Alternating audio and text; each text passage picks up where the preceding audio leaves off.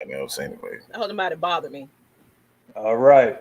Welcome, Atlanta Falcons Nation. Wake up, get up, rise up, show up. It is Saturday morning, and you know what that means. It is what we got here. We have Mr. Magnus. We got Miss Maggie T holding it down in the producer's role. We got the headhunter Rich. We got the mad scientist, the great one, the historian, the HOFer, Mad Mike. And we have Twisted Torch holding it down. It's like, hey guys, like say what you gotta say. How you doing, Maggie? What's going on, people? Everybody probably haven't seen me in a while. I was on Friday Night Madness last night. I'm back again. I'm actually putting the final touches to my Hawks video. Miss Maggie is back. I got to get back. And know everything, lost my brother and everything, but the show must go on, right? That's how we rise up in here. So let's do it. That's all I got to say. Appreciate y'all. I just wanted to say hey and what's up to everybody on this Saturday morning. I'm glad y'all here. What's up, Pernell McGee? How you doing, ATM family? That's all I got. Good morning, everybody. Glad to see everybody. Let's get the numbers going. Let's have a great show. Absolutely. Well, don't get twisted. I ain't nothing making sure. It's twisted, or it's the great one. Is it time for you guys to pass me the mic? I'll go. Let's best for last. We good on that. It's cool. Mm-hmm. Twisted Torch, we here. AFN, Monday show, or not Monday, morning show, Saturday. Appreciate everybody tuning in. Make sure y'all subscribe and hit that like button, man. We appreciate y'all. Well, it's the great one, Mad Mike, aka the mad scientist, aka I ain't got time for this shit this morning. Hey man, you guys go ahead and hit that subscribe button at Atlanta Falcons Nation. I'm just in rebellion mode right now. I know Maggie absolutely hates when I don't have the camera on, but like I said, I'm in rebellion mode right now. So I don't know what we're gonna talk about, but I'll sit with you guys for a little bit. No, they got a good little list of things to talk about, so you might want to hang tight, mister. Yeah, I mean, okay. I just want to let people know. You told me what to do. See what I'm talking about? I told y'all think I'm in charge. This damn woman is freaking in charge. All she tell me what I'm doing. Get that right, everybody. Get that right. You gotta understand who run the world. God. But before we get into that, I want to let these people know as they start to file in this morning. You need to understand is that it's 11 o'clock. We're all tired. I mean, you're already seeing two people realize that we don't even know what day it is. Like some people think that it's Monday, some people think it's Sunday, but we in here, we're going to try to entertain you. We're going to give you a couple of subjects to talk about. I mean, Mad Mike is in the dark. He went 0 dark 30. He's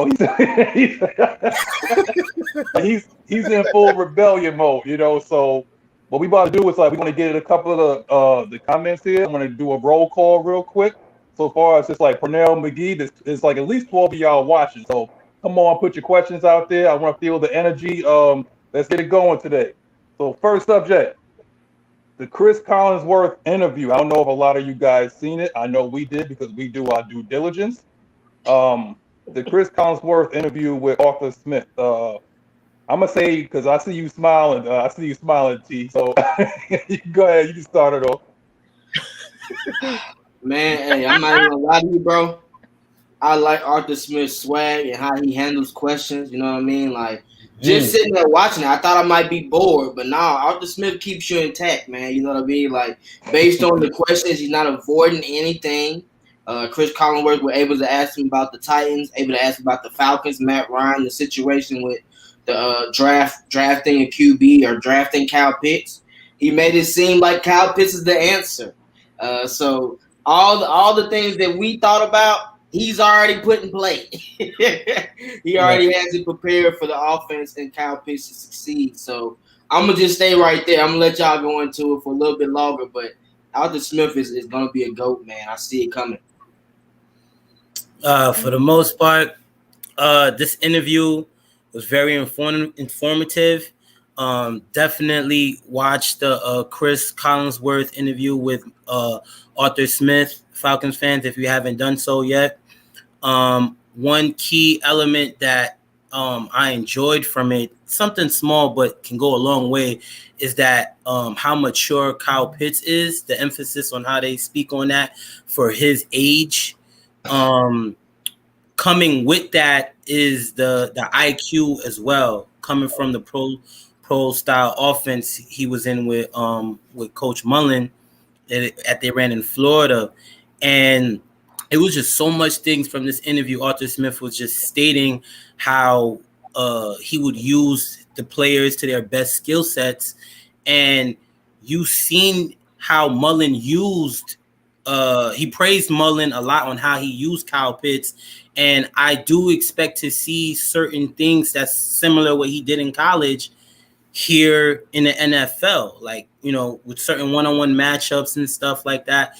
They're going to bring Kyle Pitts along the right way slowly. But, if you think that Kyle Pitts is not going to make an immediate impact, you're bugging.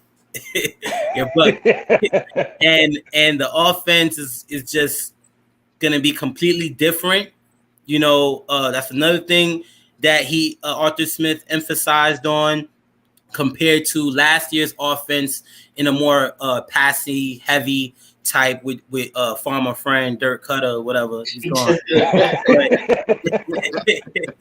But now we know what we're gonna get, right? Arthur Smith is following up with his words and saying that we're gonna be a balanced offense. We're gonna be a balanced offense and run heavy, which is gonna create more opportunities in the play action game and everything else. So yeah. Okay. Well, I didn't catch it, so I definitely will rewatch it and then probably make a follow-up video after that. So I really relying on y'all to give the stats and the facts because I didn't catch it yet. But I know based on what Arthur Smith has been showing in these interviews, and it sounds like he kind of didn't hold back too much on this interview. So I'm excited to hear all he has to say. That's him. He compared to questions he would do from Atlanta Falcons media, he wasn't answering the same compared to, he was showing a different type of love and energy, with Cris Collinsworth, which was great, which was great. And he definitely uses his father as a role model, to learn how to properly lead and management a team. That's not easy to do, and that's a business background as well, and he got that experience, which is, we're going to see how it plays out. All right. So I guess it's going to go on to me. I guess I'll clean up. So this is what we're going to do. Yeah, I want to particularly take a moment and give a shout out to Arthur Smith. This for the fact of how he's conducting himself. And this is why, the reason why I'm saying this is because I want you guys to realize why Eric Bieniemy could not work here is because we already had a players coach. And I think that's the way Eric Bieniemy comes off. Like Dan Quinn was a players coach, and Eric Bieniemy is a players coach because he's from the Andy Reid tree. So the definition of insanity is doing the same thing over and over again and expecting a different response. Different response. See, the thing is like what Atlanta realizes that, and I think maybe shout out to Mr. Blank, is that he realized that this team's success was based on a disciplinarian at head coach. You need to understand that it's like this team responds to when you have disciplinarian at head coach. We went to the Super Bowl under Dan Quinn. We caught lightning in a bottle, but we never could duplicate that type of success over time. And it seems like the ones that's able to duplicate success over time are ones that could be able to crack the whip or bench your ass if you ain't playing up to snuff. So that's okay. I like to say a shout out to Arthur Smith for doing that. Also, I would like to say is, does this man ever smile? I'm starting to think that Mad Mike is true. It's like every time, like they'll pop a joke with this guy. He's like, I grew up a little bit of money. Yeah, okay. Let me interrupt you there. I think we got half of what Arthur Smith is because of our Atlanta journalists. They kind of ignored him, so we got that kind of whatever. I'm not going to answer it like this. I'm answering it how I want to answer it. So I think he's just cutthroat. Get to the basics of the business. All this extra stuff, these rumors, all that mess. I don't care about all this. I care about what's on this field. and all that. Oh, your father led you here. All that. No, I took my own path. I'm doing this on my own. So I just like his mindset. It's just like, this is about me, not nobody else, and this team. No pillow talking, Maggie. Let's be real. Let's be real. He got tired of number 11. All right. He got tired of number 11 causing a distraction, and he's happy to get rid of him. Let's just be real. Because he had no issues with, Matt Ryan. That talk for Matt Ryan has always been the case. So I don't think anybody who's been a football fan, whether you're a coach, player, or a fan, you know what I'm saying? Like, what it's like to, to see, kind of the atmosphere, the feel of what Matt Ryan, that voice around Matt Ryan. He's always been that underdog, whether the media likes him, like even coaches, coaches, they've always said, it's like, I don't know what you guys are talking about. Like, Matt Ryan is an elite quarterback, and you get that from coaches and players. So, like, I don't think he was annoyed with that. I think he was more so annoyed with guys like Julio Jones, just like, they kept asking the same question over and over again, like, when is he going to come to training camp? Is he going to come to training? Are you going to trade him? Like, look, I don't care about players who don't come up to training camp. So that's what I love most about him. He's not going to spend too much time on just on nonsense. If it's crap, if it doesn't have anything to do with our team, he's gonna like, look, y'all can take that shit somewhere else. I got men to lead. Hey, we gotta keep it real, bro. I ain't want to say this for a long time, but the reason Matt Ryan stays is because he doesn't trip about the outside critics. People have been talking about trading Matt Ryan and Julio Jones for almost 3 years now. Julio Jones let that bother him. At the end of the day, a front office has decisions to make, and he knows that. Matt Ryan didn't take it personal. That's why Matt Ryan's still here. Julio took it personal that his name was being thought out there. Let's just be honest. And Arthur Smith don't play that, man. He don't. It don't look like he got whooped a lot when he was growing up. I'm just being honest, man. When you get whoopings, man, you take things a little bit more serious than others. I'm just being honest. He's an offensive guard. What's our weakest position in offense? Guard. Okay then. Another reason why we got him there. What's our weakest position on defense? Go ahead and tell me. Where you want to start? I mean, it ain't the weakest. There'll be about 30 minutes to find out what's wrong with this defense. Like pass rush, back end, issue. That's why they got DPs. Both signings of the coaches show where Arthur Blank and Terry are trying to go for the future with this team. He signed two coaches that can expand this team winning throughout the years, man. Right. That's key. To add on to that, I know we was talking about how serious Arthur Smith can be, but the only time I ever see Arthur Smith smirk or do a little smile, you just got to catch it. He did it a few times in the interview, but it's when he's talking about Kyle Pitts. When you see him talking about Kyle Pitts, he busts a little smirk, a little laugh, or a little giggle. You just got to catch it. And the reason why he shows that when he's talking about, he has an excitement when he talks about Kyle Pitts, because he knows the way how he's going to use him. He knows how he's going to shock the NFL. He knows how he's going to create plays and create different formations to utilize his players, to get them in open spots, to use them in their best way. Another thing that Arthur Smith mentioned was that obviously each year is a new team.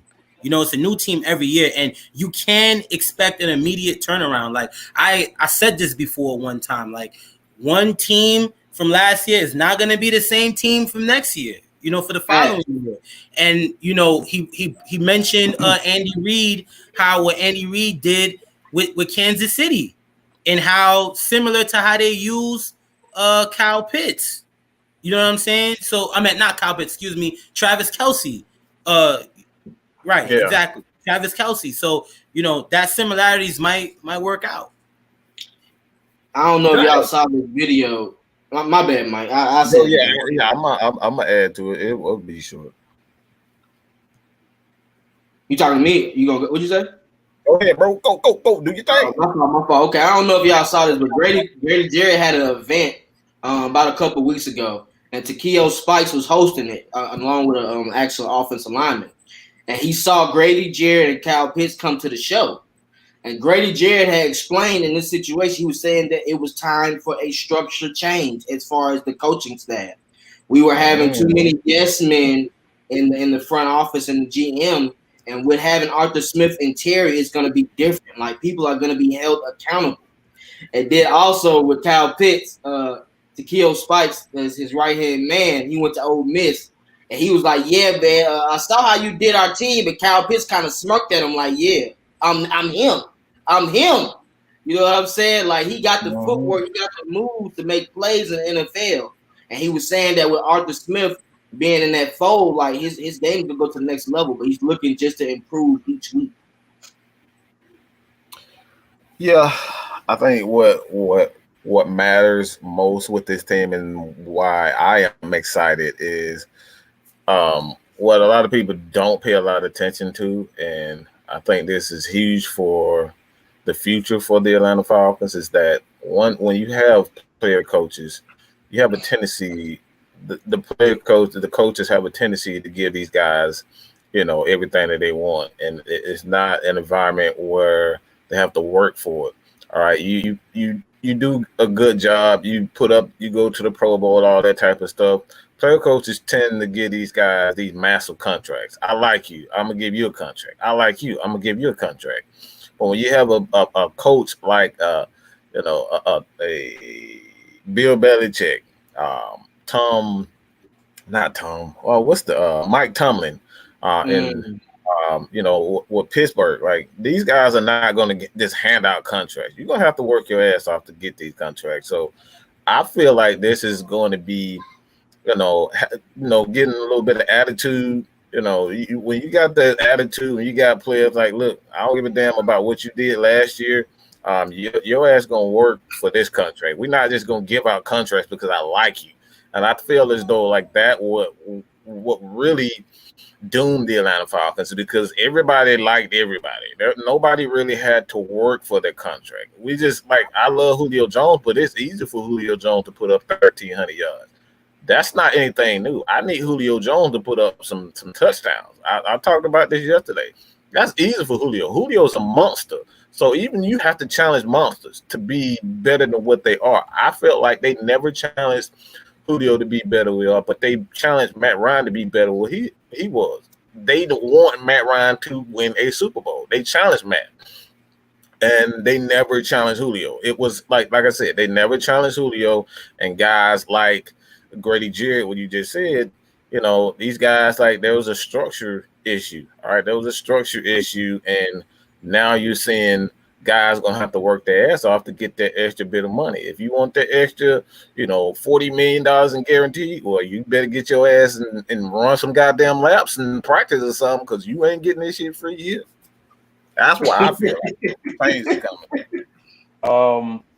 I guess I'm going to have to acknowledge this has nothing to do with sports, but Swerving Mad with a $25 donation. Hashtag AMC to the moon. Apparently, he making money off the stock market, and he wants to spread some of that around. I appreciate that, Swerving Mad.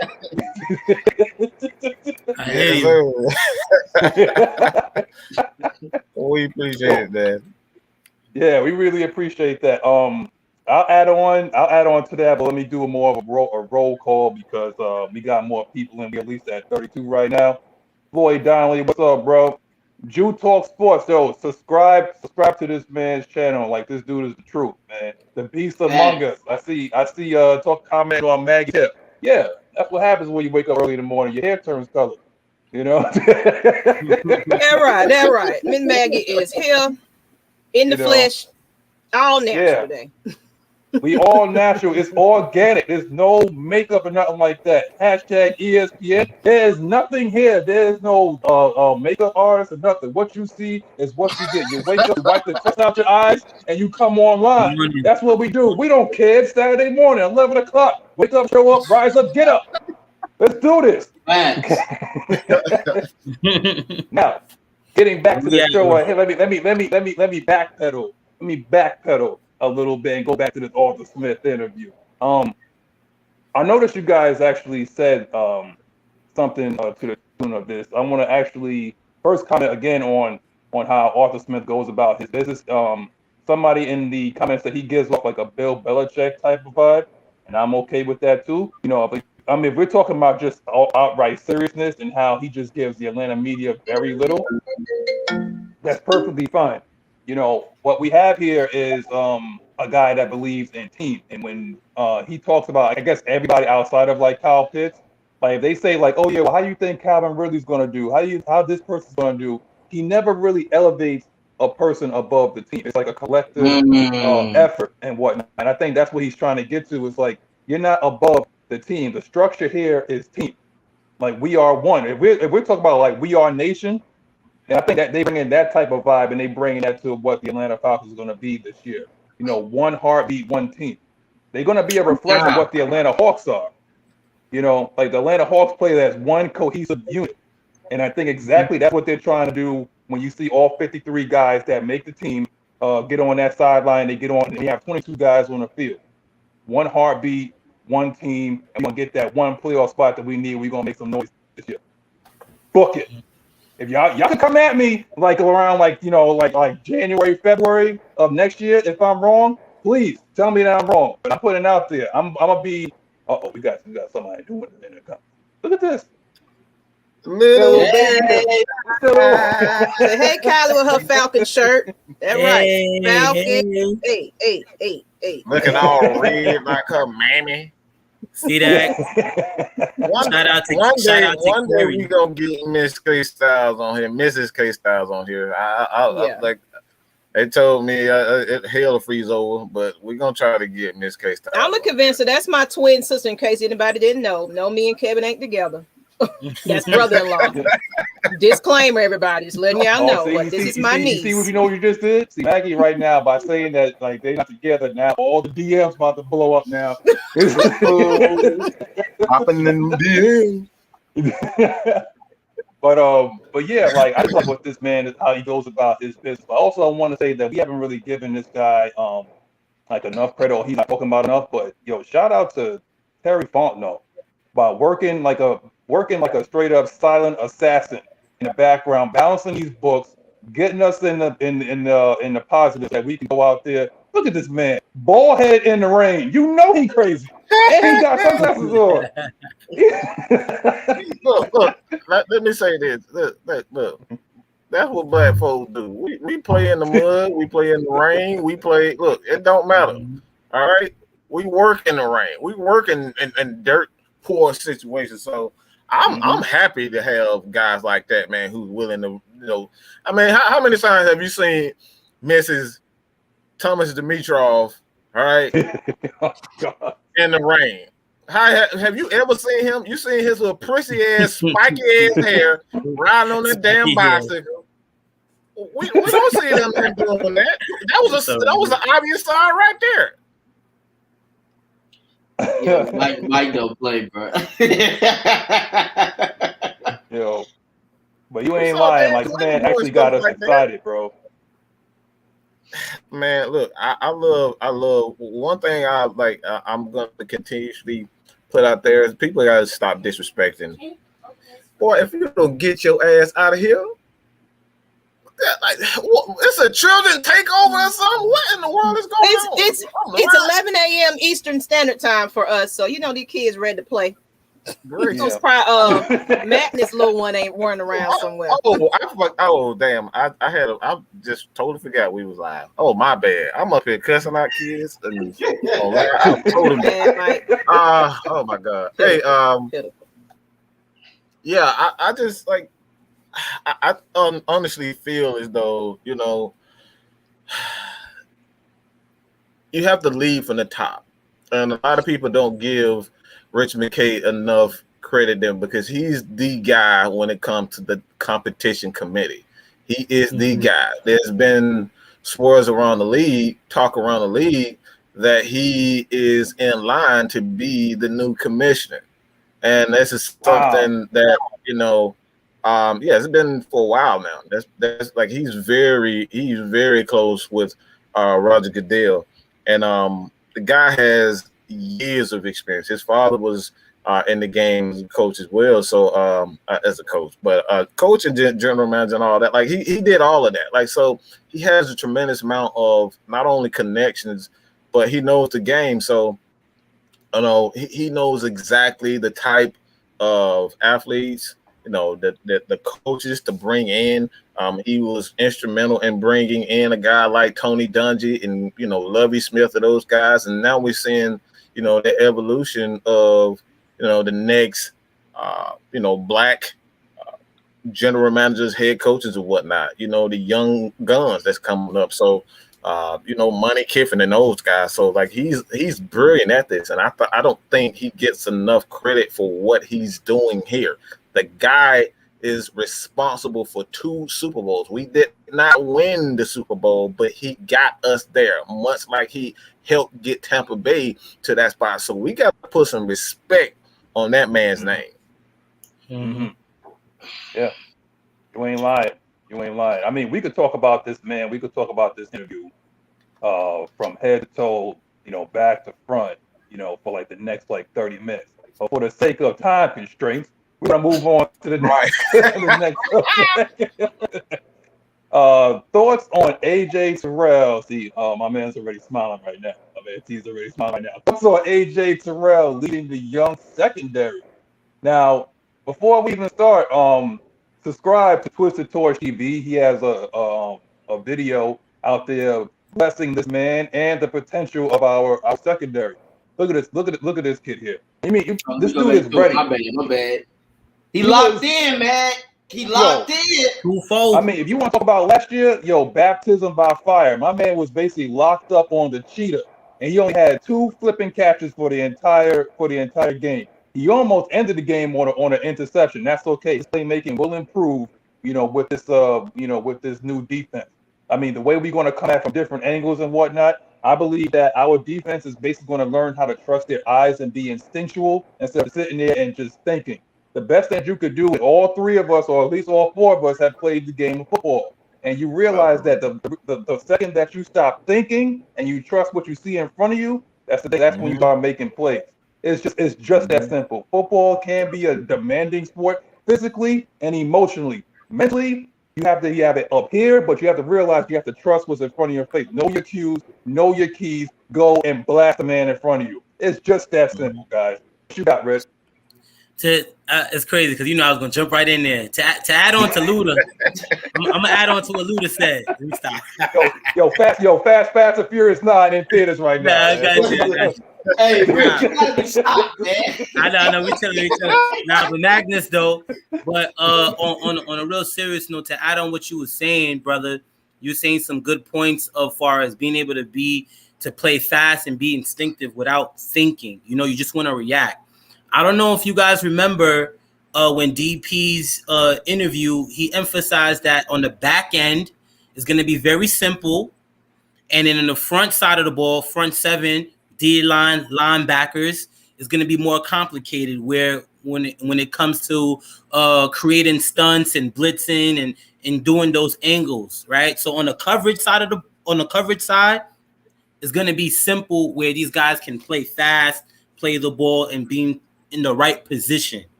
All right. So that's the main thing I just wanted to add on to that part of it. So we will see that. Hey, them exotic blitzes be different, bro. If you remember how the Ravens used to play and how the Titans played in those two years he was there, hey, they were blitzing kind of nasty. They had a lot of pressures being built up, and he made players get contracts. That shows me something. Everybody that Dean has coached, it hasn't been to where it's people not understanding the scheme. People are confused. It hasn't been that. It's been we're speed and we're reacting. I know what I just saw, and I'm going to that. And especially if you're going over, because I know most teams do where they do that first 15 plays, and when they're watching film, I know y'all remember that too. Well, they're going to probably run these top 10 plays. They're going to sprinkle them in here and there. So when you see that key, you already know what the play is. You see what I'm saying? So Dean is going to pay attention to detail when it comes to this defense. And I know Mike remember this from yesterday. He gonna make in-game adjustments. That was our voice you last year. No in-game adjustments. Dan ain't going for that. If you think you finna pass 20 times, okay, let's switch this up. You think you finna pass run 10 straight times, let's switch this up. That's what we need coming from a defensive coordinator. And you know the coach ain't finna play it. The head coach, he not finna just let motherfuckers pass the ball when they're supposed to run the ball. Hey, this coaching staff finna be different, bro. I've never been excited like this since Mike Smith back then when we got him and Matt Ryan. I'm excited about this coaching staff and what this team can do built around this coaching staff. And I was about to go a different route until you said that last part, and I want to highlight that last part. One of the things that plagued Mike Smith and his tenure is the lack of he was a brilliant in-game adjustment coach. I don't think anyone can deny it, but one thing that he failed at, and he failed at miserably, is taking what everybody does well and kind of employing that during the game, in game adjustments, putting guys in position where they can succeed.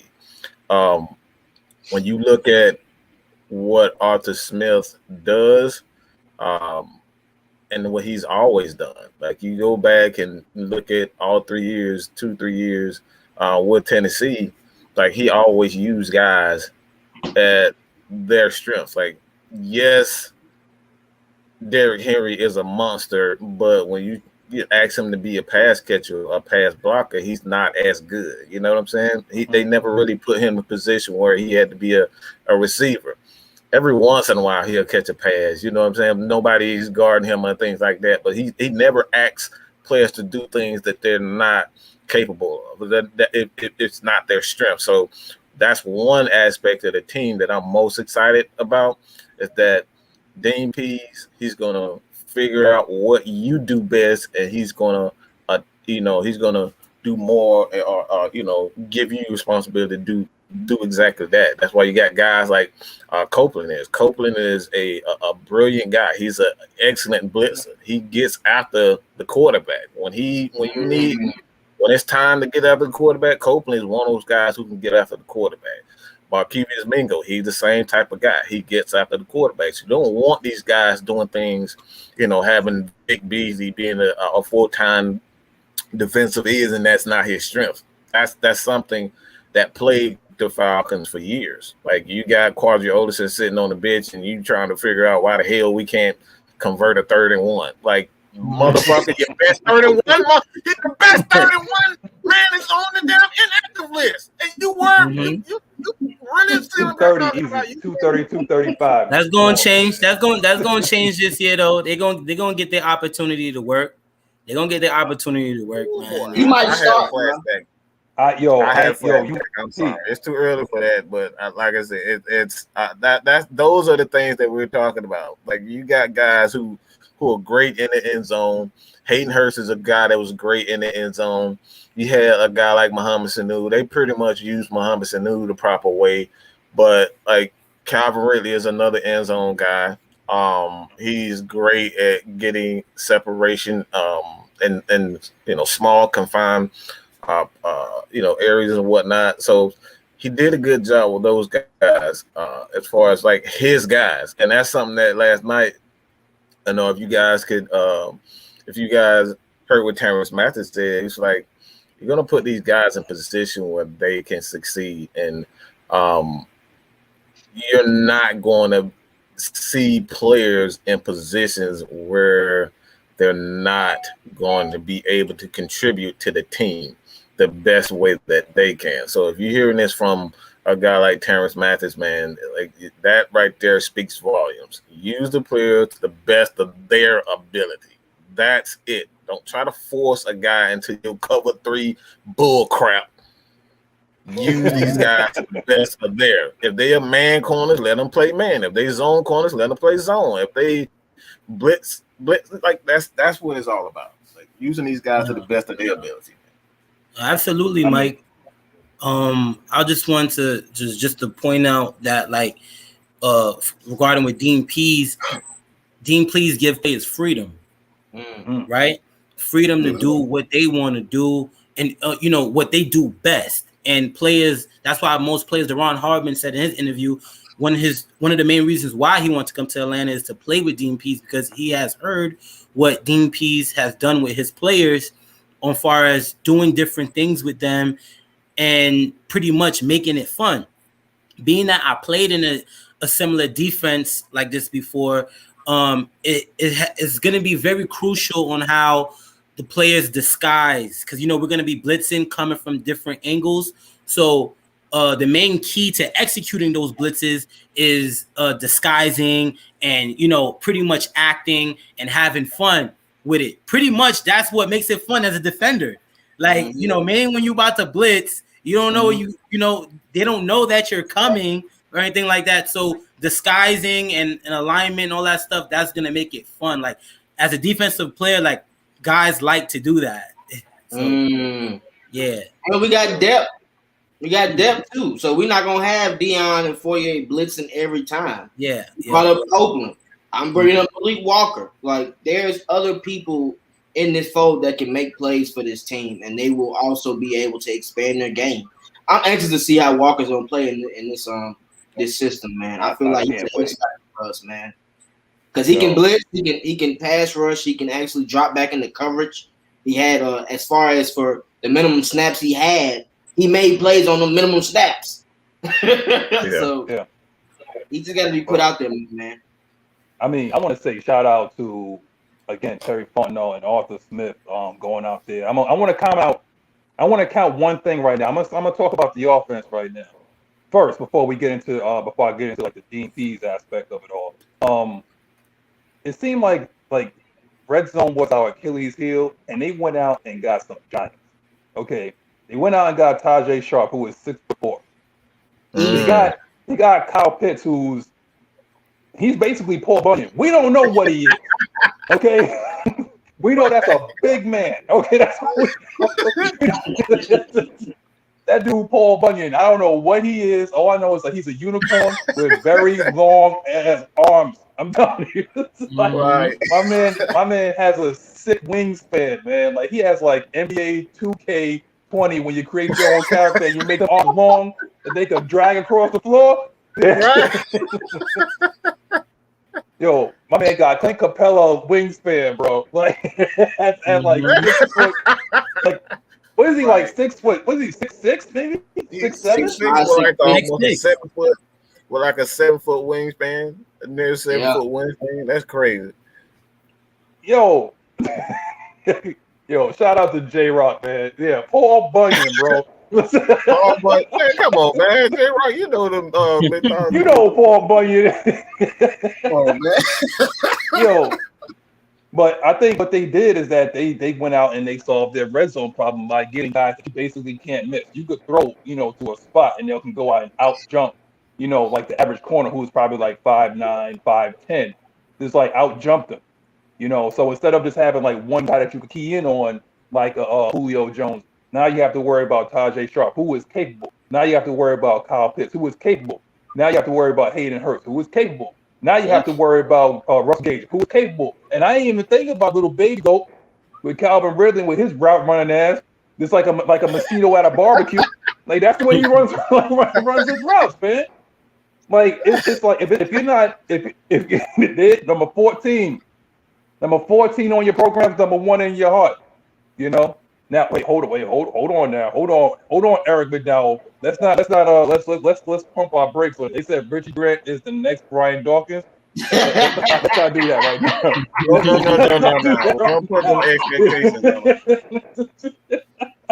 Like you know what happened when Stephen A. said that Devin Booker was going to be the next Kobe Bryant. We're not doing that. We're not playing on that. Now he's the next Kobe Bryant. He's the current Richard Hamilton with that mask on.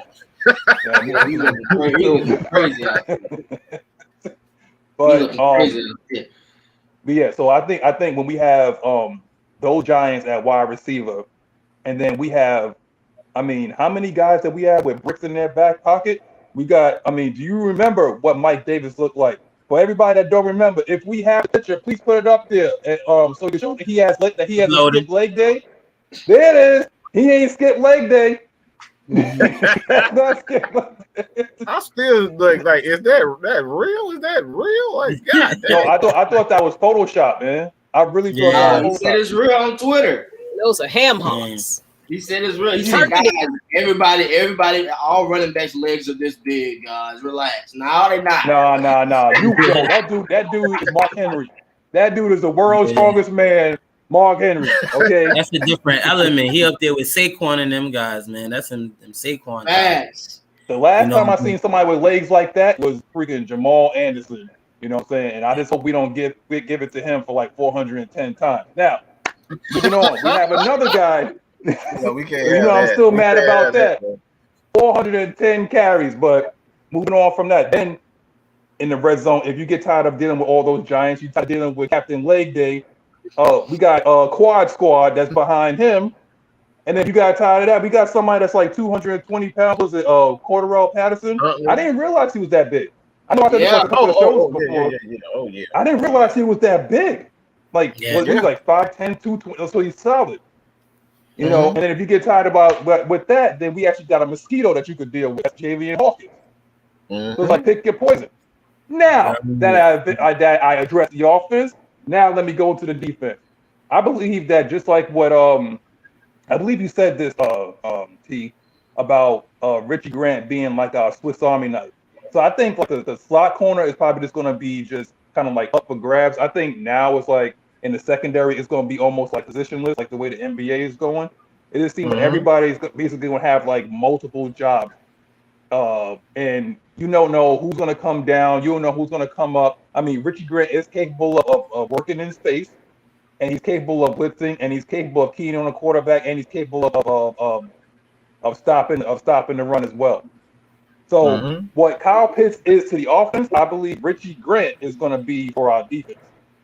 You know, so that's why I was like, okay, let's be careful with the Brian Dawkins, because Brian Dawkins was pretty much good at pretty much like really one thing. He was an enforcer. This guy could be a Keanu Neal with a little bit of a Earl Thomas, with a little bit of an Ed Reed if he gets it in between his ears. You know, if he gets it and it starts to click, this guy could be anywhere. He could be like, let me not even say that. I think maybe even like a Rondé Barber. You know, where this guy is just like smart enough where you could just put him and place him anywhere, and that quarterback is going to be put in his pants, wondering like, "Where's 27? We got to count for 27. Where's 27?" That's exactly what it's going to be. I think it's exactly what it's going to be. Anybody else got something to add? What's that? I'm looking for him to blitz as well, being as the sharp army knife. I think coming off that back end. Don't do that, Jalen Hawkins, what they did with the Packers, where he always had strong safety and blitz in the strong safety position. Slide up while he's calling the play, get close to the linebackers, then go. That's how you're supposed to do the time blitz for safety. I need it to be just like that. And Richie Grant, it's gonna be disguised, like I said, like, you know, back to Arthur Smith a little bit, like because there was a question regarding the defense and in the back end. So he emphasized Eric Harris, Deron Harmon, the free agents, and Richie Grant, how they're going to make a big impact, right? So pre-snap lining up, if I really see Eric Harris and Deron Harmon at the starting at safeties and Richie Grant at that nickel, because he's versatile on film, where he can play that nickel corner spot. So, and he's big and he's long. So pause, but he can do that. He's versatile. You know what I mean? He said it so fast. And you guys, this is a family show. This is a family show. he hit on something about, you know, disguise. That's one thing about the Falcons defense. They did a horrendous job of disguising. When they wanted to blitz, you knew exactly when they was going to blitz. They didn't, you know, you would see a safety creep up and like he wouldn't drop back. These guys they would do exactly what you expect them to do. So the key to winning games is just being a great offense and a great defense is disguising what you're going to do. That's one thing that, like I said, even with Kyle Shanahan, I've always given him credit as far as you don't know exactly what he's going to run the ball, but like he has so many moving parts with his offense, you don't know exactly who's going to get the ball and how they're going to get the ball. And he could use the same formation and it look different every time. So that's my thing. You can, when you got guys with range and speed like a Isaiah Oliver. Isaiah Oliver has so much range and so much speed. It's almost criminal to sit back and like see him play that same dumbass third every freaking play and then wonder why he getting burnt. Well, it's a timing route. A deep third is all about timing, and you don't have. That's the thing that people don't know about playing deep thirds is all about timing. If you don't get your ass back there in time, or you tell it beforehand, your ass is already you cooked meat. That's you already done. So it's all about timing. So if you can create that doubt in the defense and try to figure out, like, he looks like he's going to come down. He looked like he's going to be in the deep third. Is he in the deep third? Like that doubt, that split second doubt with quarterbacks is all you need. And that's something that he just said, Richard said about Dean Pease, is you're going to get that, that disguise with Dean Pease. He's not going to show you the same things over and over and over again. Absolutely.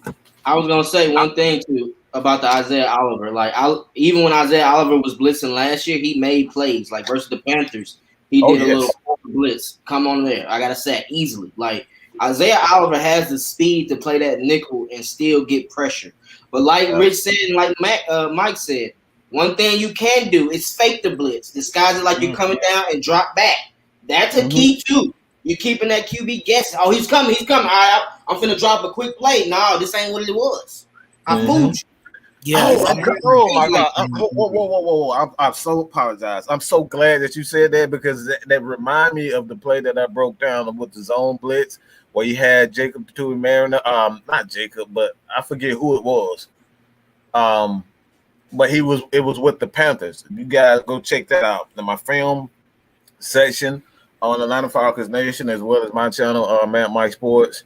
You can go check out that blitz with him. What he typically likes to do, he likes to use zone blitz to kind of double.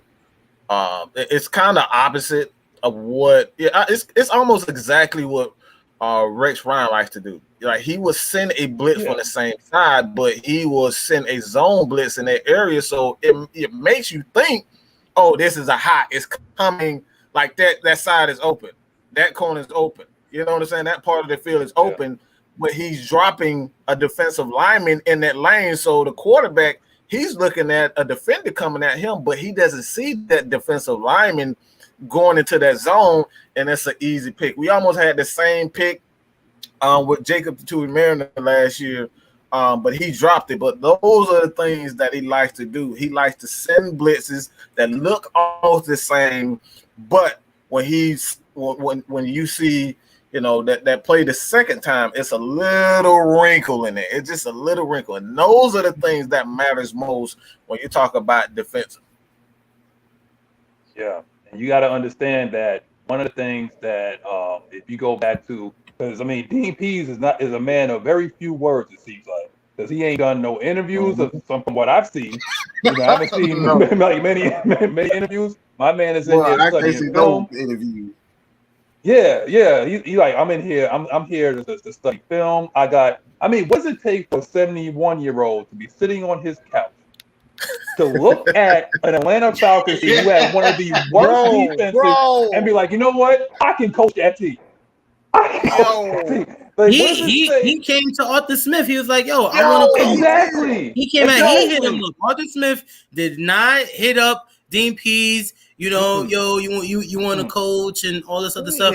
Dean Pease stepped up to the plate and like, all right, I'm gonna come change this around. His background speaks for itself. Everywhere he been has been a complete change, an immediate turnaround where he used his players to their best skill sets. So, I've been saying this like even since last year, you know, this is going to be a complete different team like last year. Everything is going to be new. Like, we're actually going to see some sort of an identity of what we have on defensively and offense and on offense, because we didn't have no identity at all last year. Like, last year was not a season at all for us. Like, once we went 0-5, all right, season is over. Facts. You know, but now, you know, we're coming into this season now, you know, new opportunities for a lot of guys. You know, how many guys we still have from the 2016 roster? 4. Josh Harris, Brady, Matt, Jake Matthews, Matt. So probably got 4 or 5. Michael. Yeah. So Dion. yeah. So handful of guys compared to the next 40, 30 guys you bringing in. So it's a whole new team. So yeah. I mean, you got to understand what the type of excitement is about to happen. Just like I said, what takes someone that's basically in the twilight of his years on this earth to say that, you know what, I am going to go out, come off my couch, and go into like a stressful environment. But it's like, I'm gonna look at one of the worst defenses probably that was ever assembled, you know. And it's like, you know what?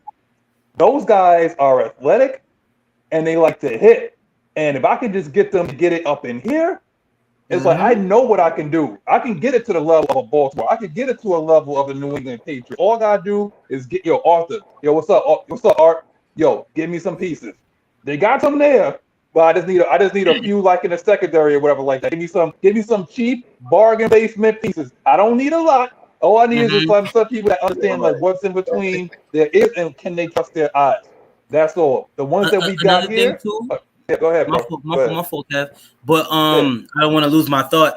But like so like typically, you know, being that, you know, some guys that played, when you have an offensive coach and a defensive coach, when we practicing together, you know, you got to follow a script prior to practice before what plays you're going to do or what you want to see on what the offense need to work on and what the defense need to work on.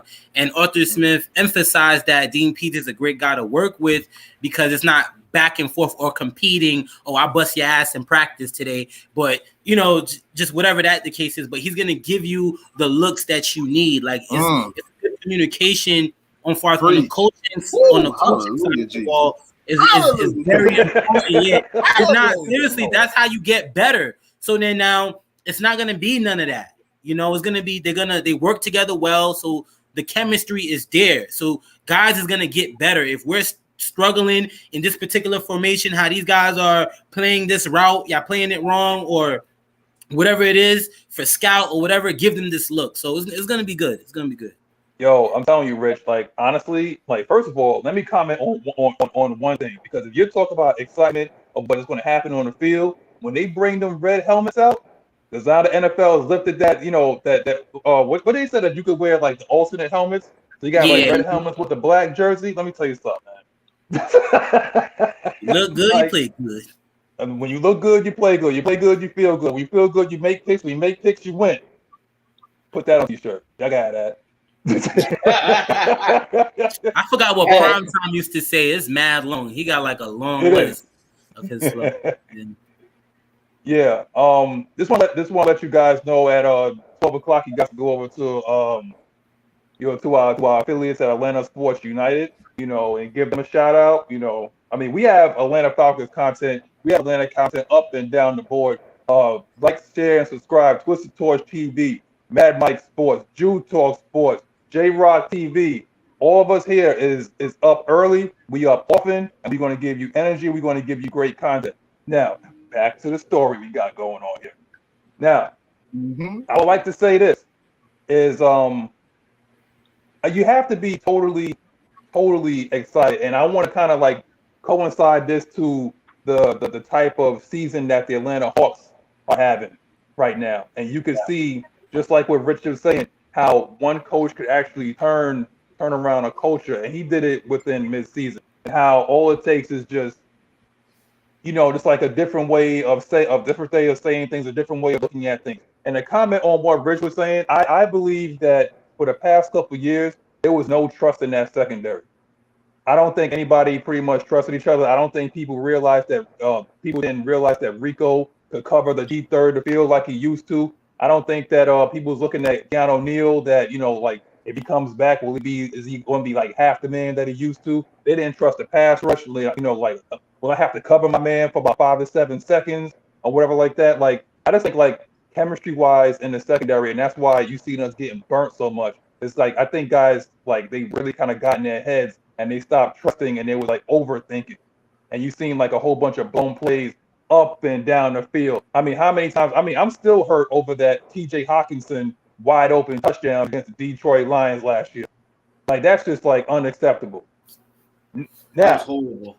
That was last year, but going to this year, when you talk about match defenses and whatnot, and why Dean Pease came here, because he realized that I can fake a blitz on one side and have one of these athletes cover in space. I ain't got to put one of these big behind defensive linemen in space where he looks like a deer in the headlights. No, I got guys that's like 220, 230 with speed that can cover a tight end, on a drag route or wide receiver on a drag route just enough so that my safety can come down and cover him the rest of the way. It's a chemistry issue, and they're going to go over this whole trusting issue as we going through training camp. And training camp is coming real soon, guys. Hope you're getting excited about that. I ain't gonna lie, since you brought up that game, to be honest, the game wasn't supposed to be close. The first series, AJ Terrell got a sack in the red zone. They were supposed to kick a field goal. They called a what was it? Targeting. Yes. Yes. The quarterback is out in the pocket. I don't want to hear that. He's a regular runner. That's supposed to be taking 3. They scored the next play. He hit him flush. He didn't lead with his crown up like that. He hit him flush like he was supposed to do in play 60. And I think he also was leading. I think he was leading with his head too. Matt Stafford. The runner was Matt Stafford. He was. That's crazy. So next topic. Like, should we pick up the bat phone? Should we pick up the bat phone and call Mr. Ingram, Melvin Ingram, or Justin Houston to come? I mean, first of all, like I said, again, shout out to Terry Fontenot for giving us like some cap space where we can actually have these conversations, or not, but pass rush help on the way. Ingram, Houston, you guys have any thoughts? I'll say this.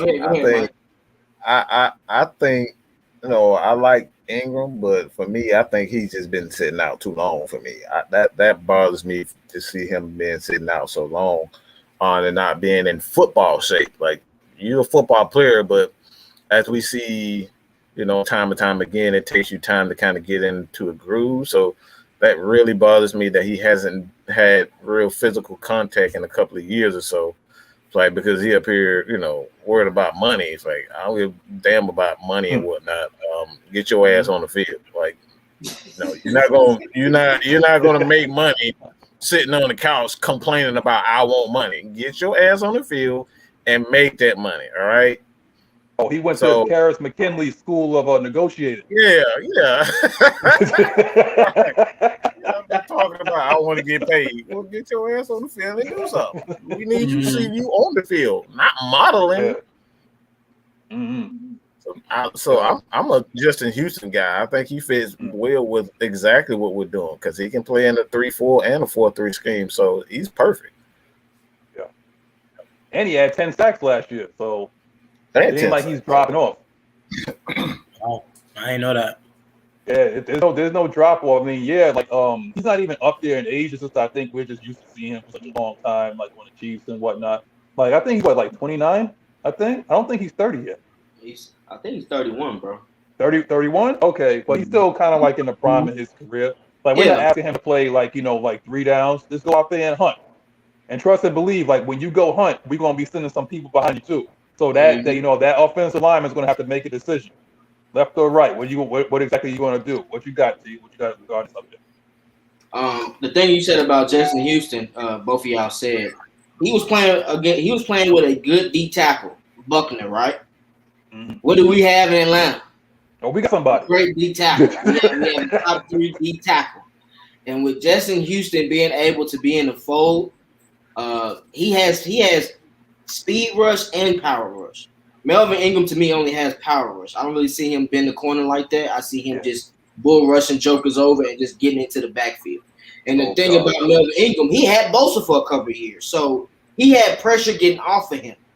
Justin Houston, he pretty much made a living on his own throughout his time.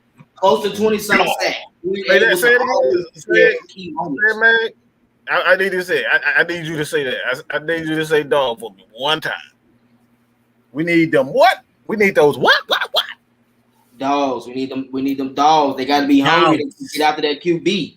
They got to be hungry. AWG, dog. Dog. Yeah. The way how I look at it, I don't know what the cap is going to be specifically after we sign Kyle Pitts with his contract, but I somewhat is on the borderline of I think what the guys that we have right now, they have an opportunity to step up to the plate because who knows what we can get out of this guys. Jacob Tutu-Mariner and Dante Fowler. This is big years for these guys. Wallace Smith said something regarding like he would want to wait to see how these guys look in training camp. Based off that, how these guys may look, we can see what other steps we may have to take. You know what I'm saying? What do we need or where we're lacking at? Because during the season, we know there might going to be some injuries. So we're going to need that money to potentially sign some guys or whatever. I don't know how much Houston or Ingram may be looking for, but I don't want to blow the bag on somebody and we got other guys too,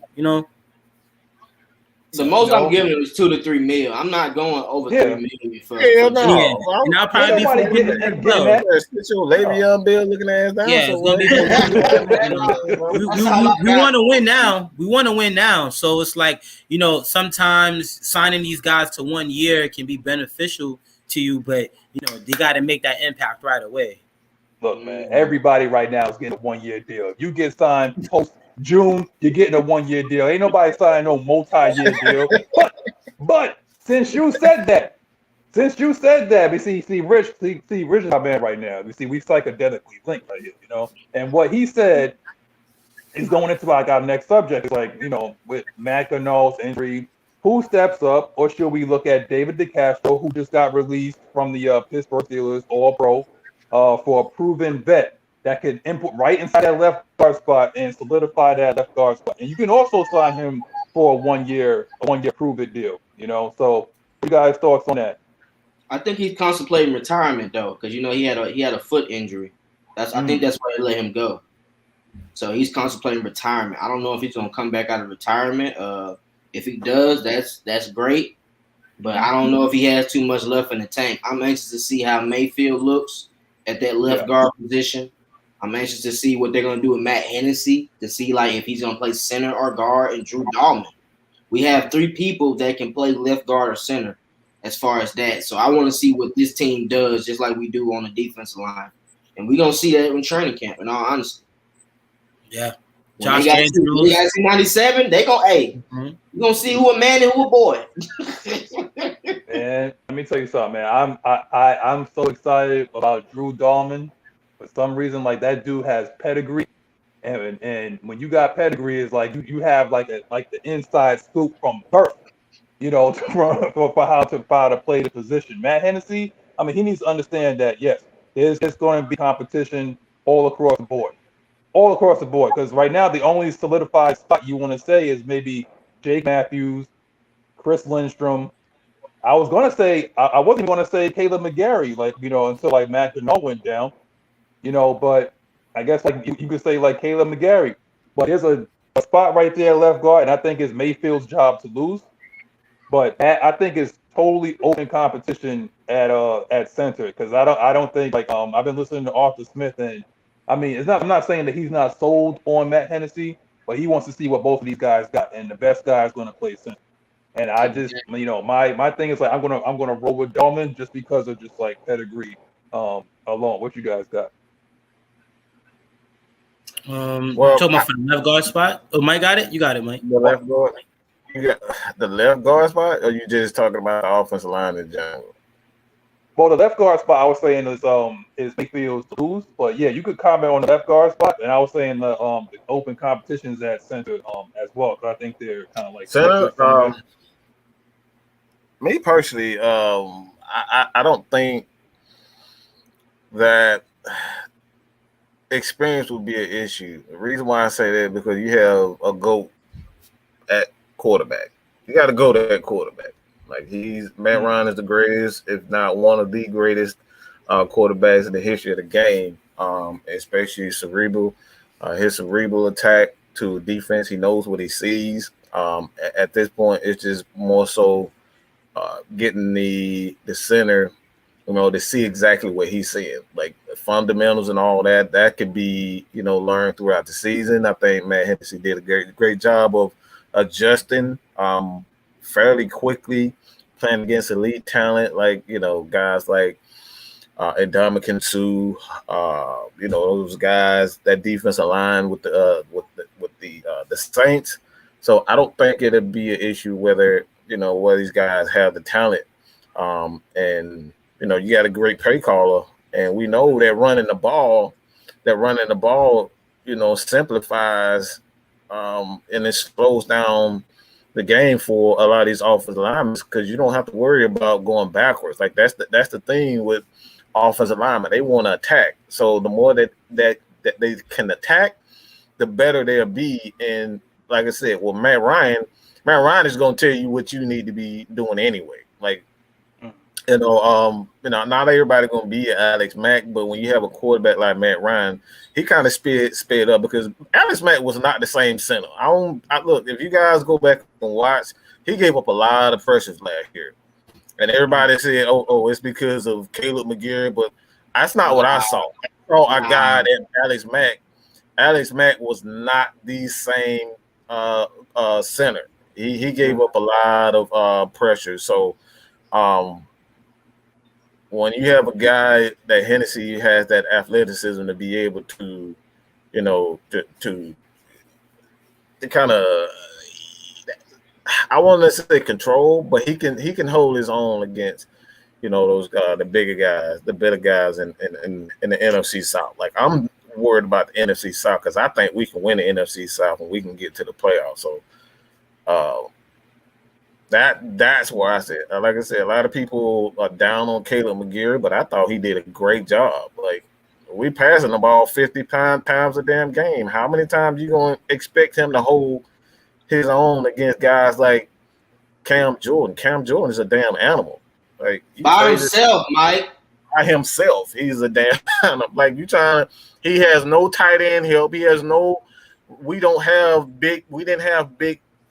Outside of Gurley, we didn't have big running backs, and you got Brian Hill. Brian Hill ain't no damn, like, he's just primarily a runner. So, like, you leaving him one-on-one by himself with elite pass rushers. These guys are fast as hell. So, like I said, man, that's the whole different thing. Hey, I wanna bring up this comment. He said that Justin been on his own, but you forgot about Hali. But Hali didn't play when he had close to 20 sacks in 2016. Hali, I think he stopped playing with the Chiefs in 2014.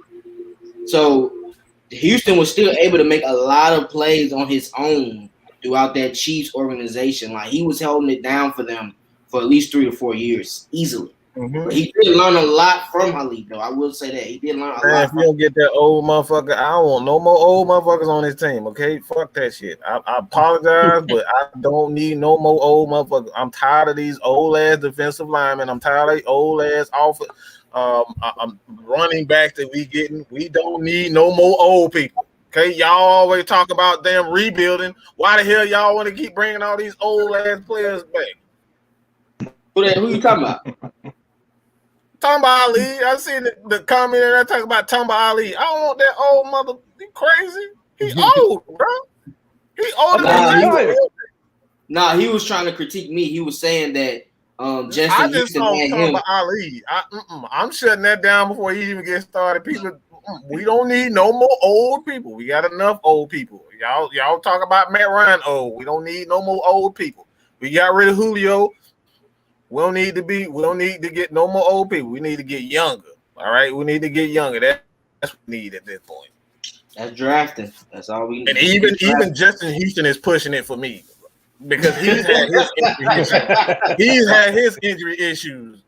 So let's be real. Even Justin Houston is pushing it. That's why I said what I said, Mike. That's why I said what I said. You know, real quick, Tony Wright, what's going on, brother? You missed a lot, man. You just gotta catch the rerun. You know what I'm saying? We up at 11, but definitely watch the rerun. You know, definitely good information there. So just check that out. But we still talking about this O-line though. Well, I think we're gonna be all right in terms of the O-line. Right now, everything is kind of like luxury. Like let's just make it for what it is, and just have this open competition where where it's gonna be at. And I think we have enough people on the line to I'm not even saying like to make an impact, because you ain't gotta have like all pros all across the line. You just need like 5 guys to play as a unit. That's it. The holes are open up, as long as everybody understands what they're there to do and what they can do, and just play with chemistry with the guy next to you. Play for your brother. Because there's no more cohesive unit than an offensive line. If you understand that, like when you talk to offensive linemen, they sound like a band of brothers. Like this one guy cannot solidify a whole line. You have to play as like a Navy SEAL. You have to play like a Navy SEAL team. Yeah, it's like if one guy goes down, the entire chain breaks. You can't constantly put a guy next to you. So it's like one cohesive unit, which again goes back to Arthur Smith of everybody playing with one heartbeat, one band, one team, one goal. Plain and simple. Now, moving on to the last subject. The last subject will be like fan interaction. So if you guys have any comments, any thoughts, or anything you would like us to touch on real quick before we send y'all on y'all way for the rest of y'all weekend, put it out there. But again, subscribe to AFN, Mad Mike Sports, Jew Talk Sports, J Rock TV, Twisted Torch TV, Miss Maggie. Don't forget about she's in the background. Please subscribe to her channel as well. Everybody here is totally capable. Everybody here brings something different to the table, but it's all facts. It's all numbers. That's what it is. So basically, I was gonna say, I forgot. I saw it somewhere in here that here we go. T-Buck says I'm owed a few apologies in here. Okay, because he says right here, Ravens to the Super Bowl. Okay. So, you say that bullshit every second of the day, every month, every week. Get out of here with that nut. He really like that, bro. Every time I talk to him, that's what he say, bro. I don't know what's wrong with every year, he say that all the time. Ravens to the Super Bowl. They can't even get out and stick around. He say that. Yeah, he's like Ravens to the Super Bowl. All right, good luck with that, man. Hope you guys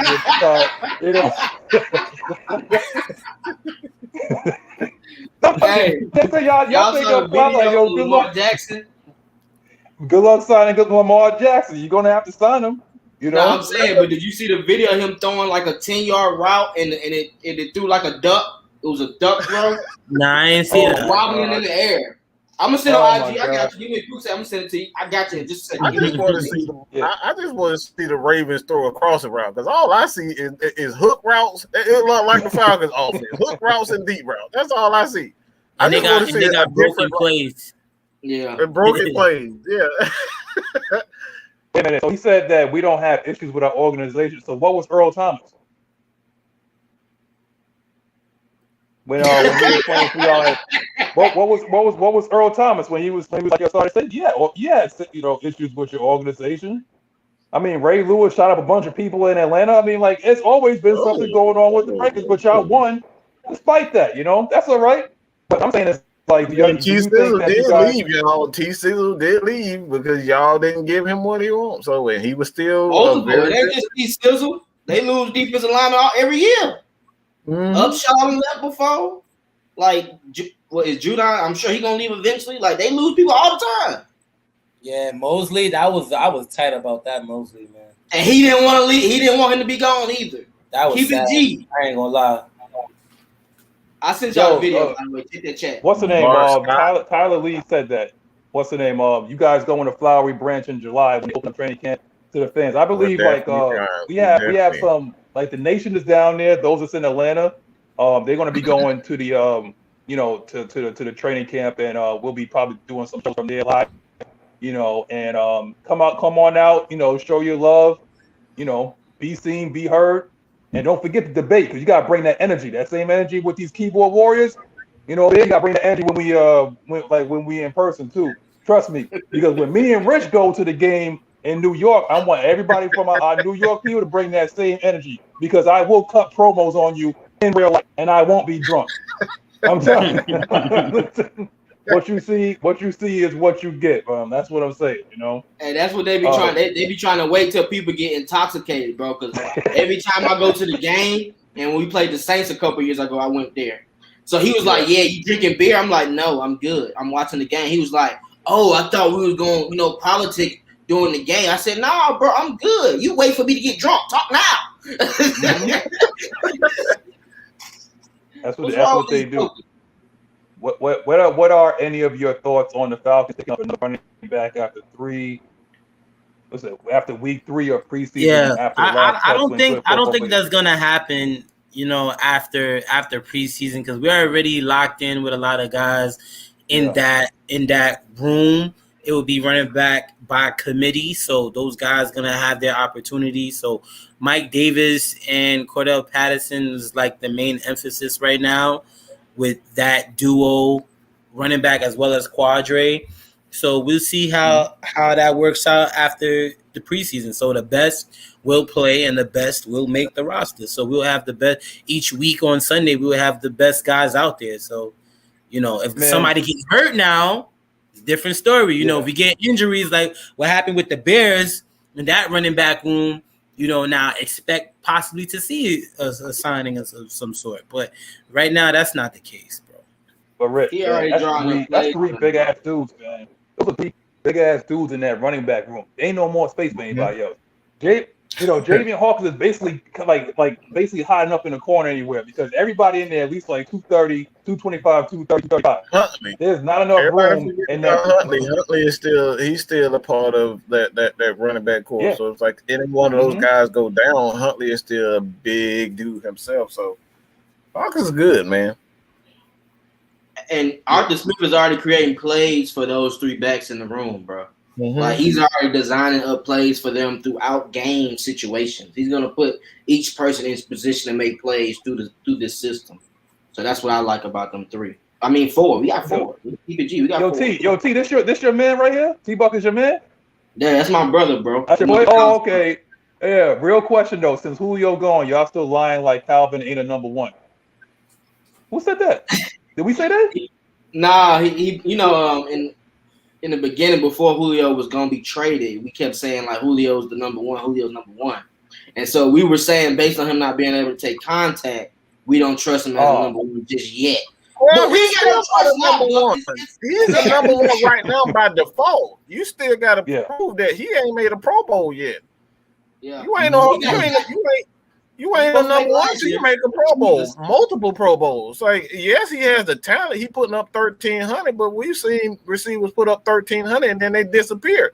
Like Odell Beckham. Odell Beckham ain't been nothing. He had 13, but yeah, like we've seen that before. I'm talking about consistency. You're not a number 1 if you're inconsistent. You're a very talented wide receiver, which Calvin really is, but GOATs and great players, they are consistent with their numbers. So that's what we're talking about. You got to make a Pro Bowl first, dog, before you start talking about number 1. He got cheated last year, Mike. You're supposed to make it last year now. They cheated us last year. They put Jefferson in there, and he had better stats than Jefferson. We got to call a spade now. There's a big one here by Wallace, though, with Tajay Sharp. What do y'all think about Tajay Sharp? Because I think people are sleeping on him because he played under Arthur Smith with the Titans. Yes, absolutely. He definitely did do that. But I also want to ask y'all to add it on to this comment. Like, how do you think the offense will look like if Calvin Ridley was supposed to sit out? Like, what are the next guys in line to step up? Tajay Sharp, Russell Gage. You know, how do we look? We talked about this last night. Oh yeah, I did. I think honestly, I think that with because our tight ends are basically big wide receivers. Meg, I already know. Like, honestly, I think we're paying too much attention to the wide receivers and not enough attention to these tight ends, because Hayden Hurst runs like a wide receiver, and Kevin Jordan said it too. This guy Darby, he's my dark horse, man. I like this kid. I like the energy that he brings. I like the excitement that he brings. He's not just happy to be there. Like, the kid is out there working. So for people like I said, Christian Blake and what's his name, Alameda Zacchaeus, I mean, you gotta be put on notice. I think this kid is coming for a roster spot. He does not want to be sitting on the sideline with a white tee and a chain, just happy to be on a practice squad. Yeah, we'll see how Darby competes during training camp with Alameda and some of those other guys at that inside receiver position. Rich, I'm telling you, and Mike, with the way this guy runs like levels offense, with those two tight ends that we got, between Hayden Hurst and Kyle Pitts, oh my God! Like, you have to understand, it's like I said, we've been paying too much attention to the wide receivers, and yes, I mean, granted, I think that's why we haven't really talked about Calvin really as a number one, because in this type of offense, you don't have to have a number one. It's like anybody could beat you any day of the week. That's why guys like Jonnu Smith got his money. That's why you see guys like I mean, say what you want about AJ Brown. It's like, yeah, he's good and whatnot, but apparently they went out and got Julio Jones for a reason. So they must not think that you're a true number one if you went out and got a number one. Right. Like, I don't care what any of these guys say, like on TV or whatever like that, like, oh, AJ Brown is this or whatever like that. If you truly was, they would not have to go out there and trade for another number one. And he was lobbying for him. Huh? What number one do that? Right.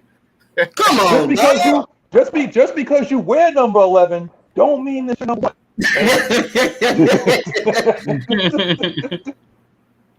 That was good. I like that.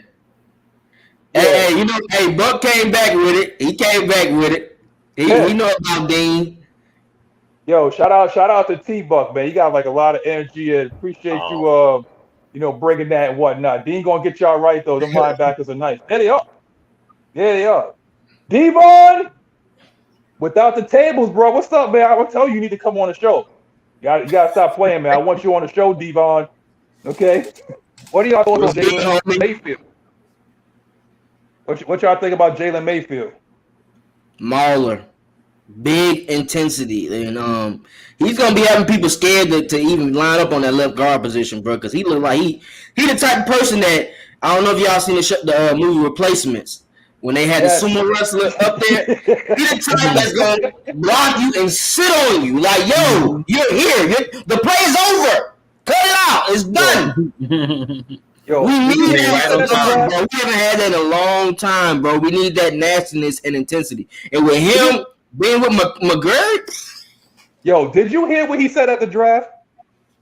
I think it was the draft or one of his interviews. He said, if you do not want your quarterback to be hit, pick me. That's what he said. That's what this nutcase said. He was like, if you do not want your quarterback to get hit, pick me. And guess what? This guy more than likely probably will be starting at our left guard spot. Plain and simple. And if a tackle goes down, he could possibly play that swing tackle as well. Exactly. I see all that. He's very versatile, very versatile. So Nation, we going into the 123 mark. I'm gonna take at least one more question, and then we know all of us got things to do. We real men with real jobs and real lives, so we got some other things to do. And tune in later on tonight. I'm sure one of us is probably doing a show. Jump man, sometimes we always got something going on. You might get a video or something.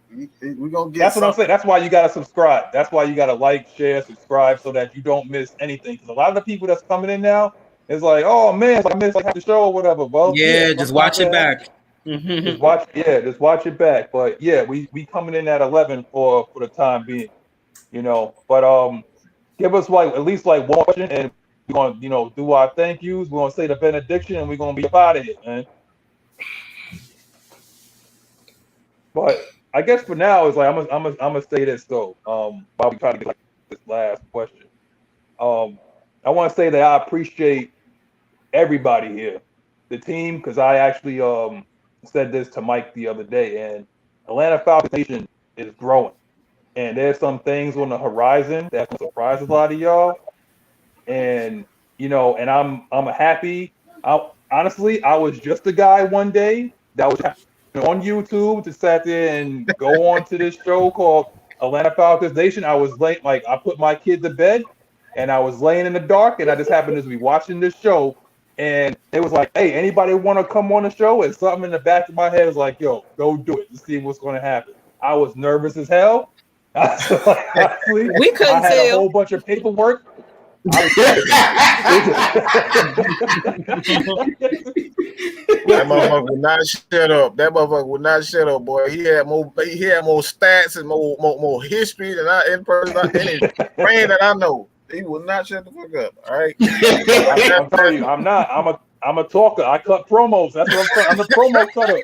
Out of everybody on here, I'm a promo cutter. If y'all watch sports entertainment or y'all watch WWE or whatever like that, there's always that guy that's good on the mic. That's me.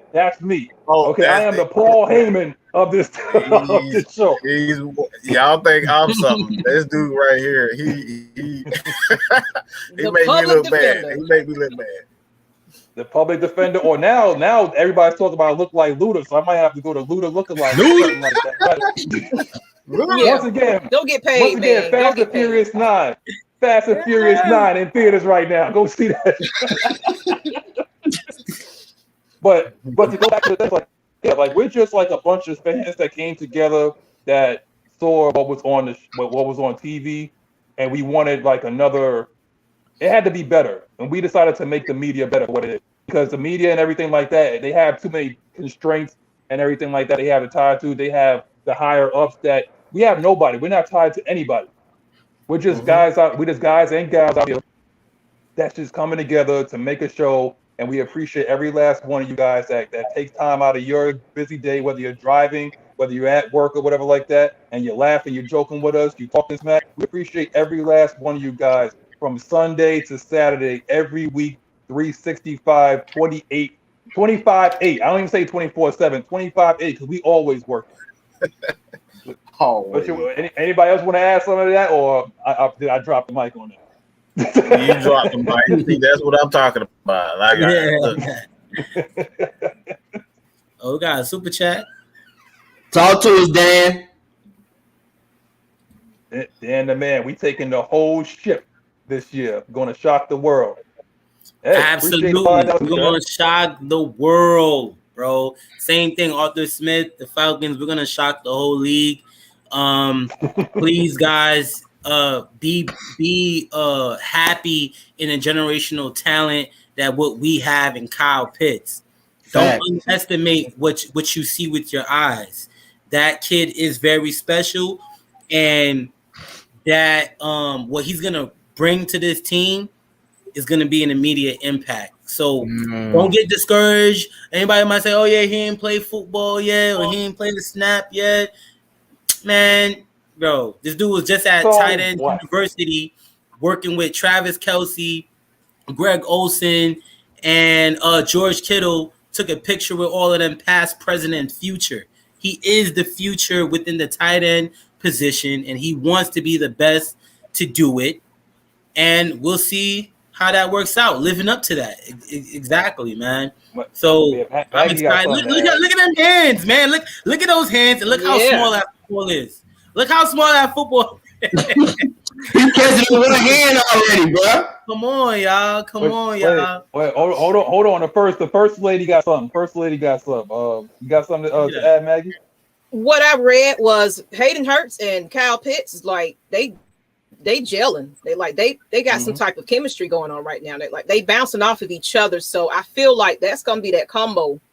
You know, we're excited to see. Of course, everybody else gonna have, because we got about 50 million tight ends, but I think those two might have something going right there. Hold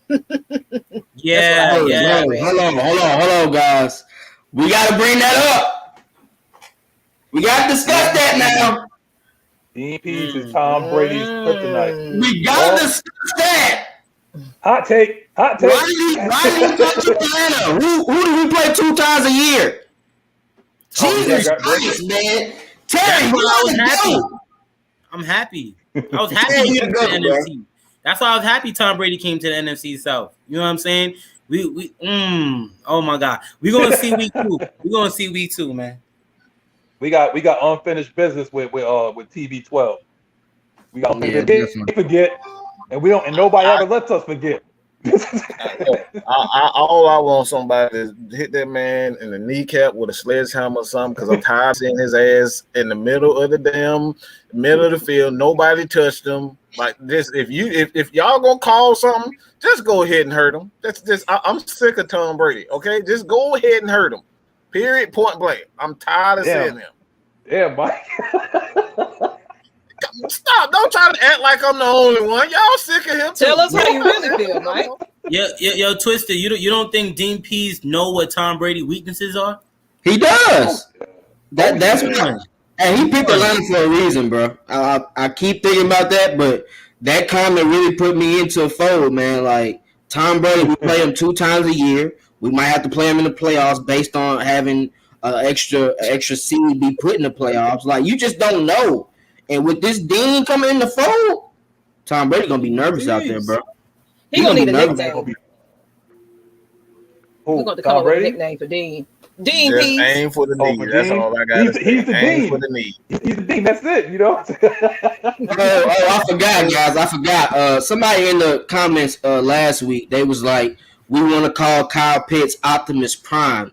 I told him I had to discuss it with my other analysts before we get into that. So how do y'all think about that name for Kyle Pitts? Didn't we already have an Optimus Prime? You did. We already had one. I don't think we should redeem him that. Optimus. So Hayden Hurst is Thor. Yeah. So Hayden Hurst is Thor, right? Facts. Right? Yeah. And this unicorn was compared to Megatron, right? Mm-hmm. So I don't know if we could call him. Can we legitimately call him Optimus Prime? Look at this dude. Has he been working out? Yo, my man was on some P90X. That man. I can't wait to see him score. I can't wait to see him score on that leak out play that they always run with the delayed. Act like he blocking for 1,000, 1,000, then release down the hash, wide open down the numbers. You know, every team. Do me a favor. Do me a favor.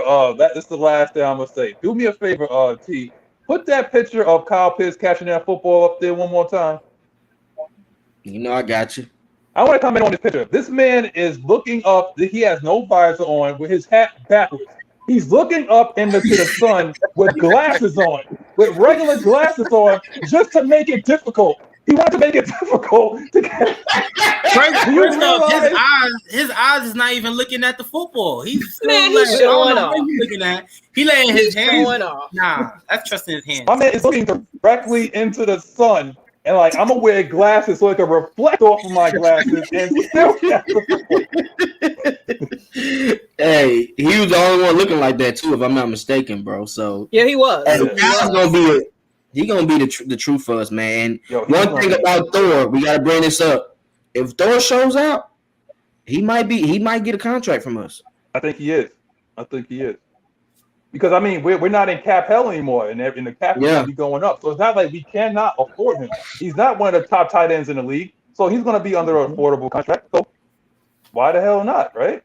And that's gonna be ill for the future. During the time with the Kyle Pitts hype, and people started to realize his talents, and us considering taking him along that. During that time, I was talking about how Gronkowski and back then with Hernandez, how they was using that offense, that tight end, those two duos was very powerful in that offense. Mm-hmm. And who knows, like Miss Maggie was saying, Kyle Pitts and Hayden Hurst working well together, Arthur Smith is going to use that well to his advantage. So I want to want to see that as well. Facts. Oh man, y'all guys don't want us to leave, man. Like, this is a great question though. This is a great question. How do y'all think we'll use Cordell Patterson this season? Will it be strictly special teams, or could we expect him to be used like a Darren Sproles type? Listen, without a question, without a doubt, he will be used on offense, guys. He's been used on offense the past 3 years. And let's keep in mind now, his offensive coordinator from the Bears came here. So he already got some sprinkle plays to put in for Cordell Patterson that he made good on last year. I'm just anxious to see that wheel route. That's what I want. That's all I care to see is that wheel route from Cordell Patterson. Oh my God! Listen, honestly, we already signed at least we got Avery Williamson that could be on special teams, and we didn't get satisfied with that. It's like, okay, well, we ain't got enough speed on special teams, so we went and got what's the dude's name that was from, I think he was from Washington, the guy that runs like a 4.27, whatever name is. Cadet. Yeah, Cadet. Oh my God! Listen. Atlanta Falcons Nation, people that's watching, all the 62 eyes that's on this channel, guaranteed you will not have to go to the bathroom when the team is on the field. Because I know I was when Eric was back there. You know he was guaranteed for like 20 yards and maybe a knee. Now you're gonna have to actually watch what's gonna happen. I think Mike was talking about this on his one-on-one. Shout out to Mad Mike versus one-on-one with Mad Mike, man. Like, that was awesome, man. I'm tired of seeing fair catches. That's what you said, right, Mike? Yo, man, Kevin and I, we was talking about this even last night. Cordell Patterson had 1,000 yards and special team. All right. 1,000 yards. The Falcons had a combined 300. Just think about it. And I'm gonna just drop the mic right there. I'm just dropping the mic right there. Hey, we done, bro. Come on, man. Chances, Mike. No chances. They take absolute no chances. None whatsoever. That's embarrassing. Yo, Cordell Patterson don't care though. That guy got all he see is green light in front of him. It don't matter what's in front of him. He just see green. He Hester Jr. I told that man is Devin Hester Jr. That man is like he runs exactly. He don't make no. He see hole, he goes to the hole. That's it. Yeah, y'all getting into, so y'all getting so Cordell Patterson gonna get a kick return touchdown. Oh hell yeah! Oh yeah! I'm not even questioning that. I think more so on punt. I think he'll probably get a punt return touchdown first before a kick return, just on like this level of difficulty and whatnot. I can actually see him like scoring, but either way, the man's going to score. That's what you got. People fear him. People fear him, so they're gonna make mistakes. When you fear people, you're gonna make a mistake. They fear that he's going to make a play, so he's gonna get either a kick or a punt return. Because again, you got these rookies that's playing on special teams, and that's like, okay, this is the great Cordell Patterson. He can take it to the house any moment, and then they overcompensate and try to get too antsy, trying to make a big hit on him. He's gonna make a miss in open field. Yeah. Yeah. Hold on. I'm sorry, guys. Y'all brought this up. What's Devin Hester? What quarterback helped Devin Hester become a receiver? We're gone if I'm not. Hold up. No. I mean to where he was making plays though. At receiver. Matt Ryan, 2014. He had over 500 yards, 2014. Yeah, he did. Good God. Hey, Patterson, you came to the right man. I can tell you that now. He gonna get you right. Everybody talking about how Matt Ryan don't got no sling on his arm. He don't have to. It's called precision. That's what it's called. It's called precision. And when you see Cordell Patterson doing that angle route and you have to guess where he going inside or outside, good Lord. Good luck with that. Those option routes, good luck with that, man. Good luck with that. But I mean, we could go for like another like hour and a half like doing this, man. Listen, I want to thank all y'all for sticking with us. It started off, with a little bit, but like we got 62 eyes on this. Training camp is fast approaching. AFN will be in the house. at training camp, reporting and doing shows and talking smack. And so come on out, support these guys. Actually, you can meet them in person and see what they like. I know everybody want to meet Mad Mike. Maggie got a huge fan base. KSTYLZ. I need security. Juice Puffer. Y'all fucking around with Maggie. We don't have some real problems. Where my bodyguards at? I'm recruiting. Hey, they can get rock bottom. They can get rock bottom. They can get their people's elbow. Yeah. So what you got, Reg, for going out? Going out, man. I appreciate everybody joining in, comment. It's definitely active. Great show today. Definitely wake that ass up next week. Feel me? 11 o'clock. We live. We here. Yeah. Let's go. Everybody enjoy your day. Love. Shouts out to the fans one more time, man. Appreciate y'all joining us on a Saturday morning. Let us know in the chat if y'all really want us to stay at 11 a.m. when the season starts. Do y'all want us to do a Sunday show or Saturday show? We're open for the fans, man. We appreciate y'all all the time. Continue to subscribe to all the AFN channels. Make sure y'all lock in. We got great content moving forward. Hey, it's movies being made, man. Miss Maggie and Mag got some stuff on the way that y'all might not even believe. So let's wait on that. Appreciate y'all, man. Maggie? Well, I ain't gonna tell y'all what it is yet, but yeah, me and Mike got some things cooking up.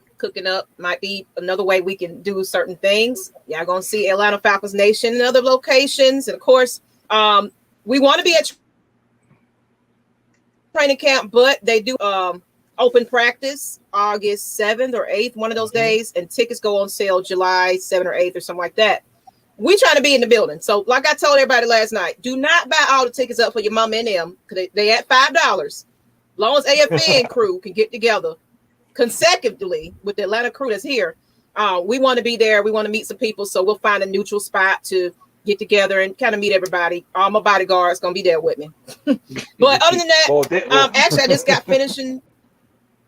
Yeah, and I just got finished with my Atlanta Hawks video. I am back in full effect, so y'all gonna get a lot of news from me.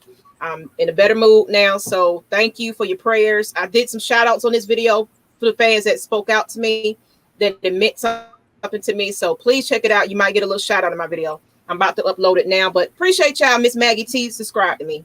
That's it. Let's get it. Last but not least, Mike. Well, we're going to continue to bring on guys like Terrence Mathis and whatnot, because I'm sure y'all tired of me bragging. I'm always right. That's why it's one-on-one with the great one, one-on-one with Mad Mike, because I'm always right. So when y'all start realizing that I am always right, you guys can have a spot on Atlanta Falcons Nation. So, yeah, if you want to be right, if you want to be smart, you want to be intelligent, you want to get some of this mama's cooking, you want to get some of this bread, you can come on and have a spot on Atlanta Falcons Nation. We don't discriminate. Come on. If you feel like you smarter than me, bring it. All right. And we like diversity too. Bring diversity too. Don't be afraid, people. We need everybody, all walks of life, to join and come on Atlanta Falcons Nation. Fridays is your best day to get your voice heard. So please, we need a lot more diversity, because Atlanta Falcons Nation is the family. It's all of y'all. So everybody, bring it. White people don't be scared. That's what she just said. That's pretty much what she said. White folks don't be scared. Bring your behinds on. We ain't nobody. Lord, Mike. We wasn't gonna. I said diversity. It's all love, sir. Exactly. And lastly, shout out to Dan the Man for the $5. He just paid our admission to get into training camp. Right. Hey, that's my ticket. Thank you. My ticket. Yeah, your ticket is paid for. Like station, man. Dan, we got you. I promise you. White chocolate. Hey, man, that's what I'm talking about. That's exactly what I'm talking about. We'll definitely get you on the show. I promise you that. Yeah, I thought you were saying you got $5 to the show. I thought you were saying I got Well, five maybe you come continue up for the show. show. I don't know. You just got an email, right? They just got to send the email. So. Mm-hmm. I think they got We're gonna hook it up with another time though, because I know y'all been going. Yeah, I'm gonna put my email in the chat, or find me on Instagram or Twitter or whatever. Everybody been finding me everywhere. So they already follow you, Maggie. Stop fronting. They already follow you. Stop fronting, Maggie. They already follow you. You're a celebrity now. Yeah. Well, shout out to come on out to Maggie and Mike and